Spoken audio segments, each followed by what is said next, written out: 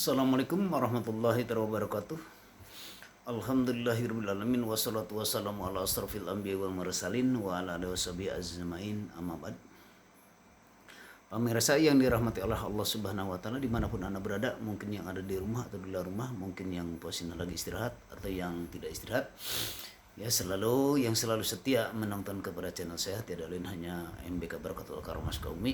Kalian tetap selalu berdoa kepada Allah Subhanahu wa taala semoga diberikan kekuatan iman Islamnya dan dikuatkan tauhidnya dan diberkahkan keluarganya dan diberkahkan rezekinya juga, semoga dikelancarkan dalam bidang usahanya, ya Allah, amin ya rabbal alamin. Pemirsa yang dimana-mana berada, izinkan kami insyaallah di malam kesempatan ini saya akan membahas tentang masalah penyakit juga. Penyakit yang selama ini penyakit yang selalu menyebabkan penyakit sesak napas. Kebanyakan di kalangan masyarakat itu penyebabnya penyakit sesak napas itu insyaallah saya akan bahas tentang masalah penyebabnya sesak napas. Kalau secara syariat penyebab sesak napas itu susah untuk bernapas, tiada lain yang selalu secara syariat ini secara dohir kata ilmu medis tiada lain hanya kata dokter.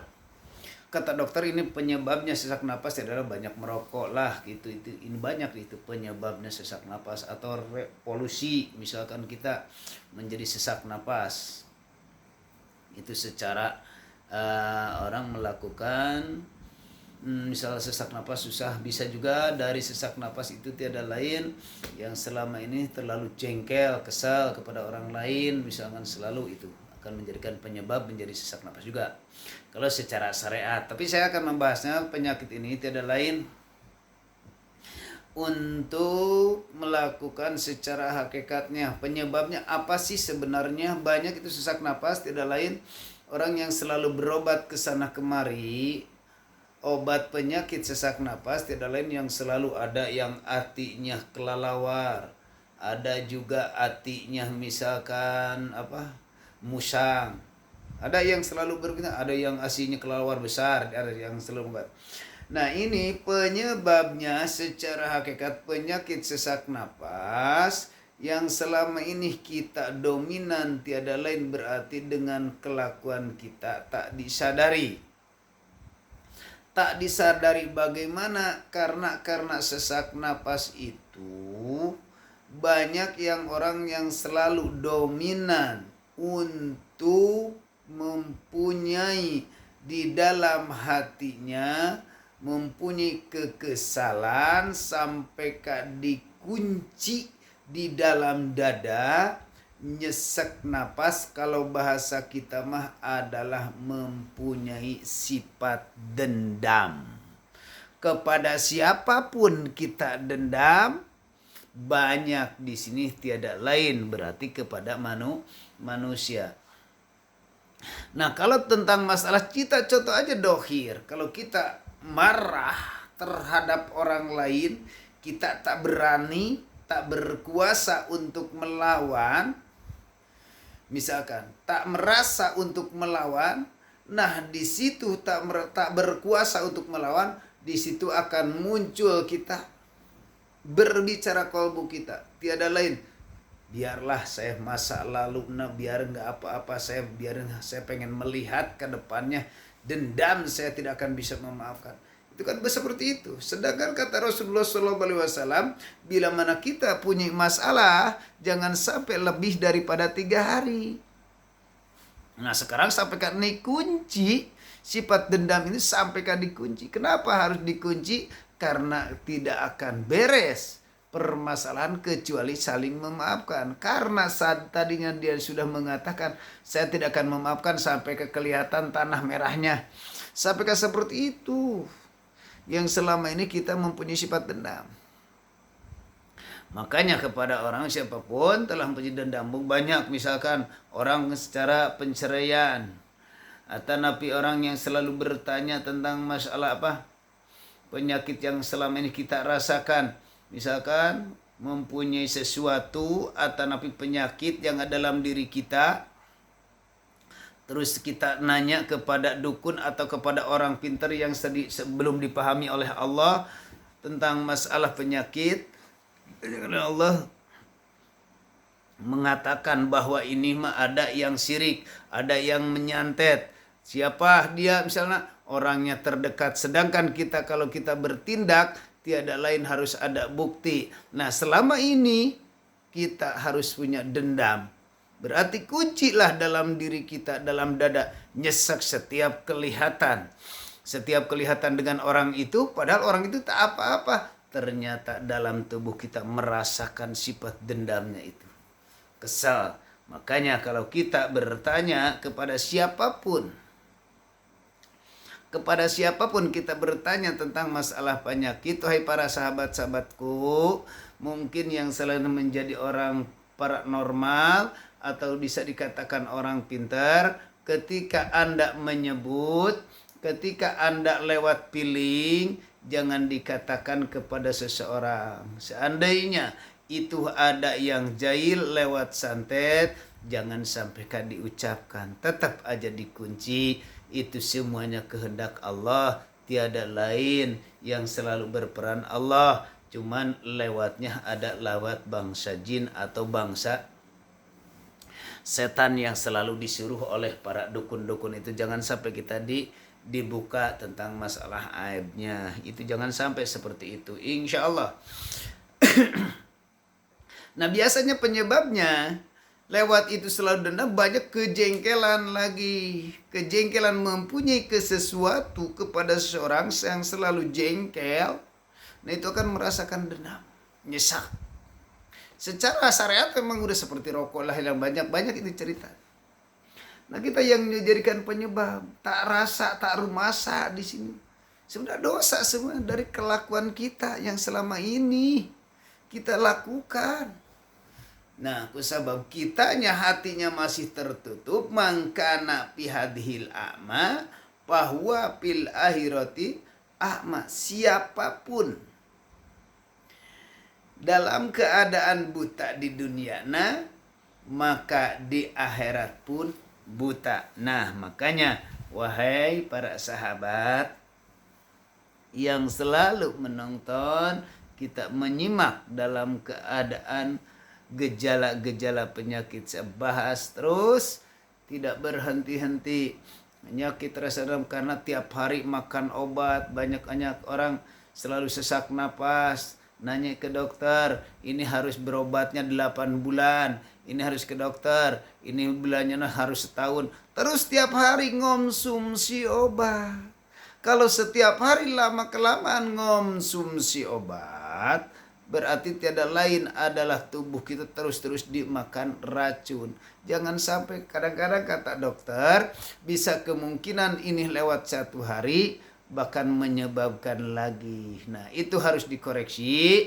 Kita harus lewat dokter boleh, karena disitulah secara syariat fisik, ilmu tob akan memberikan penunjukan. Nah, lewat pengajian ini, kalau bisa nyimak, yang selalu penyakit sesak napas, itu adalah penyebabnya seperti itu, adalah dendam. Nah, bisa juga wahai para sahabat, wahai para pemirsa yang dimanapun Anda berada, penyebabnya itu bisa dikatakan penyakit turunan. Penyakit turunan bagaimana? Penyakit turunan seandainya uyut kita, kakek kita, bapak kita, mungkin dari leluhur kita, uyut, kita mempunyai sifat dendam masa lalunya. Masa lalunya uyutnya sudah meninggal. Nah, itu bisa kemungkinan bisa dikatakan penyakit turunan katanya. Nah, uyutnya belum tobat, belum selesai, belum bisa kembali kepada Allah, Ternyata kalau belum bisa kembali kepada Allah, nah disitulah gentayangan kepada keluarga-keluarga, masuklah di situ ke dalam tubuh anaknya, ke dalam tubuh keluarganya. Makanya penyakit kok sama sih, penyakit kayak bapak saya, sama sih penyakit kos kayak ibu saya, sama sih ini penyakit kayak nenek saya. Itulah penyakit yang bisa dikatakan turunan. Penyakit itu bangsa golongan-golongan pengikut iblis yang selalu menyutu, yang selalu pembantunya hawa nafsu, yang selalu menjerumuskan diri kita kepada jalan yang sesat, mendorongnya kepada itu. Karena dalam Al-Quran sudah menjelaskan tentang masalah nafsu. Sedangkan nafsu kita tiada lain, harus kita kembali kepada Allah. Ya bismillahirrahmanirrahim. Ya ayyuhatan nafsul mutmainnah irji'i ila rabbiki radiyatan mardiyah. Harusnya nafsu itu membawa kepada Allah. Ternyata nafsu bukan membawa kepada Allah, tapi cuma nafsu membawa karena kesifat kedendaman. Akan muncul di situ sifat penyakit dendam. Ada juga yang penyakit penyebabnya penyakit dendam itu penyakit menyebabkan sesak napas bila mana ada di dalam tubuh kita atau yang ada dalam tubuh kita. Kenapa? Bisa juga ada penyebab dari benda-benda pusaka. Nah, karena mungkin dari leluhur kita, dari uyut kita yang selama ini menjadikan penyebab penyakit adalah dari benda pusaka. Mungkin benda pusaka ini adalah dari keris, ada juga. Contoh dari keris, ada juga dari benda, misalkan dari batu combong, batu cincin combong. Ada juga dari ajimah yang lainnya. Ada juga dari benda-benda yang lainnya. Pokoknya benda-benda pusaka yang selalu dititipkan dari sesepuh kita, dari leluhur kita, buat katanya titipan-titipan. Nih titip ya, nih titip ya. Ternyata kata dititip diambil lagi, dibikin rumah lagi, karena almarhumnya belum bisa pulang di sisi Allah. Arwah-arwahna selalu nempel di dalam keris. Nah, arwah-arwahna selalu nempel di dalam keris, maka setiap keris sedangkan nafsu amarah, nafsu syaitoniyahna selalu dibutuhkan. Makanya bahasa katanya titipan. Batak bila mana pingin untuk dibuang, pingin untuk dihancurkan, atau untuk dikasih kepada orang lain, rasa ketakutan yang ada karena merasa titipan. Padahal yang menitipkannya siapa? Sekarang yang menitipkannya tidak ada secara syariatnya. Kalau secara hakikat ada, cuman itu arwah-arwahnya adalah nafsu-nafsunya belum bisa pulang, menyatulah di dalam keris atau golok yang lainnya. Makanya wahai para dukun atau nabi, para siapapun yang selalu masih bukan percaya tapi menyekutukan Allah, di dalam hatinya ada selain daripada Allah yang selalu berperan. Komo lamun kita memakai sesuatu ini untuk misalkan penangkal hujan, ini untuk menangkal angin, ini untuk menangkal apalah pokok nama yang di situ. Itu ngajarikan penyebab. Wahai para sahabat-sahabat, mulailah dari sekarang, sudah zaman now. Sekarang mah mencari duit lewat udara bisa. Sekarang mah mencari lewat online, belanja lewat udara bisa. Tak kunjung kita ke tempatnya masing-masing, harus datang tetap ke rumah. Nah sekarang yang gituan kita tidak boleh. Sekarang jangan sampai ya ayyuhalladzina amanu la tusyriku bihi syai'a. Sedangkan kalau kita menyekutukan Allah dalam surat Al-Luqmanul Hakim, ya bunayya la tusyrik. Hei anak-anakku, jangan sampai menyekutukan Allah. Nah, di situ maca jangan sampai napika penyakit yang selama ini kita rasakan, terus dendam kepada siapapun. Dendam itu banyak. Dengan kata-kata, dengan emosi. Kalau dendam kan kadang-kadang tak mampu, bisa menyantet, bisa dipukul lewat belakang, bisa membayar orang jagoan atau bedigar-bedigar. Bisa juga. Nah itu kalau dendam terus dikunci, lama-kelamaan menjadi malapetaka kepada kita. Bukan selesai untuk malapetaka, bukan selesai dari bisa memaafkan itu. Nah kita tetap harus kembali kepada Allah.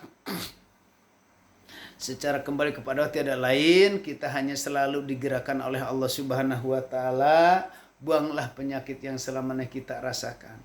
Perlu kita untuk dibuang, bebaskan di dalam hati kita. Inilah secara pengobatannya. Pengobatannya tidak lain, ini lepaskanlah dari hati kita.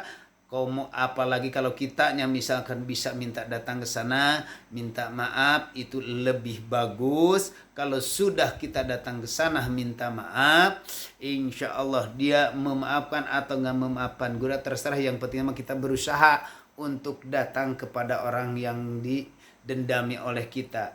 Kita berusaha aja, kita pulang kita kita mohon kepada Allah memaafkan, nerima kesalahan selama ini terus mengendap penyakit dendam di dalam dada ini. Nah, sesudah itu melakukan tobat, insya Allah. Kalau sudah melakukan tobat, insya Allah, wahai para sahabat yang mempunyai atau menjangkit penyakit yang selama sesak napas, ketika kita dari penyebabnya ini diantaranya, banyak juga yang lainnya diantaranya yang selalu dominan ke dalam diri kita, selalu sesak. Nah, saya untuk tips melaksanakan ini secara pengobatannya semoga bermanfaat. Cara pengobatannya kita maaf dulu kepada seseorang, langsung kita kepada Allah. Sesudah kepada Allah dawami dengan zikir, tiada lain adalah zikirnya adalah zikir napas. Allah. Nah, itu dihembuskan lebih bagus. Itu lebih bagus, tidak lain berarti memohon yang selalu sandarnya hati ini atau ruh kita ini selalu bersandar kepada Allah. Kalau bersandar kepada salianti Allah, berarti kita masih datang lagi ke syirikan. Seandainya kita datang ke dokter misalkan secara syariatnya adalah obat, nah kita harus bantu secara hakikat itu untuk menghilangkan dalam seketika dari benda-benda itu atau napi dari obat-obat mah. Kalau syukur-syukur misalkan lewat Allah telah memberikan kesehatan lewat obat, itu lebih syukur-syukur. Nah, kalau kita dengan kemampuan, uang mungkin sudah habis, dengan segala-segala udah habis, kita mohon kepada Allah supaya kita bisa kembali kepada Allah. Insya Allah di situ akan sehat.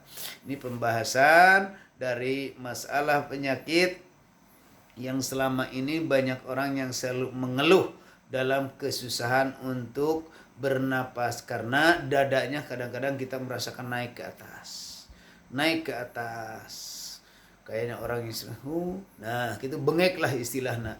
Nah, saya berperan perbaiki aja sholat, dawami dzikir, atau terus lebih diperbaiki. Penyakit hati ini adalah yang selalu mengendap penyakit yang ada di dalam tubuh kita ini. Insya Allah, wahai para sahabat, wahai para jamaah, dengan pengajian seperti ini, solusi daripada asbab penyebab penyakit dendam itu ngajadikeun malapetaka, susah untuk bernapas. Insya Allah saya doain kepada siapapun yang menjangkit penyakit seperti ini, semoga ya Allah angkatlah penyakitnya, amin. Buanglah penyakitnya yang ada dalam dadanya ya Allah, amin. Maka orang itu berikan taufik dan hidayah ketika melihat lewat pengajian ini, lewat babaran-babaran tentang masalah penyakit, berikan taufik supaya dia ingin kembali kepadamu ya Allah. Mohon kehadapanmu ya Allah. Semoga berkah semuanya. Siapa yang suka telah mengingat atau menonton video channel Barokatul Karomah Sukabumi ini, tiada lain share, subscribe, nyalakan loncengnya supaya jangan sampai ketinggalan.